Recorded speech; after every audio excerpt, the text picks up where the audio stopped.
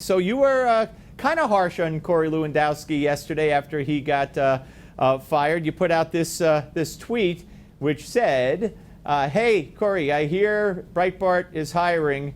And of course, you were formerly at Breitbart and left there after the whole incident with Corey. What's your take on his firing yesterday?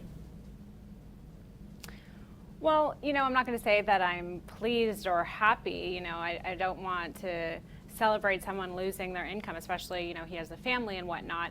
But I do think that he probably wasn't very good at his job. He was involved in controversy after controversy, and the Trump campaign is trying to move into a different phase of the election, and he probably wasn't what they need right now. So it wasn't so surprising. The most surprising thing, I think, is how long he was on the campaign.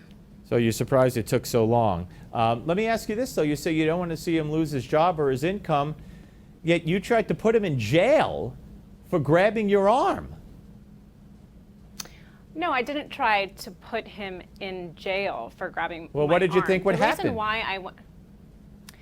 reason why I went to the police is that there was a lot of misinformation, and the Trump campaign, of course, was denying that it happened. Corey said that I was delusional, that he never touched my arm. There were conspiracies that there were no bruises, that this whole thing was just this big hoax. So the reason why I had to go to the police was to get someone who was an outsider, who was objective, to look at the information and kind of get the videos of what happened, get the pictures of my arm. And when I spoke to the prosecutor, I told the prosecutor, look, I don't want to go to court. All I want is an apology. We agreed to that beforehand. They decided not to prosecute, which wasn't surprising. Wait. The prosecutor conducted an investigation with a preconceived condition that there would be no court case, that the prosecutor would aim to get you an apology? That's what you're telling me? Yeah, that's not news. I mean, this is something that I had spoken about before during the whole I know you wanted an apology. I know you wanted an apology, yeah. But why would a prosecutor spend taxpayers' money when you're saying, I mean, if a wife is beaten by her husband and she doesn't press charges, I don't think that she could say, hey, go ahead with the investigation. I don't want anything to happen to him. I don't want to go to court, but I want him to apologize. I don't think it works that way. So who was the prosecutor that agreed to this? Well, obviously he didn't agree to it because it didn't happen. Look, I'm here to talk about my book. I understand that, but you said you feel bad that the guy was fired. A lot of this stuff has already been spoken. But you're not making sense here. Let's go back to the book, Barons of the Beltway, and let's put up 45 and go back to the Lewandowski case. I lost my balance and nearly fell to the ground. That moment started a whirlwind I didn't ask for and didn't want, and a story that took on a life of its own.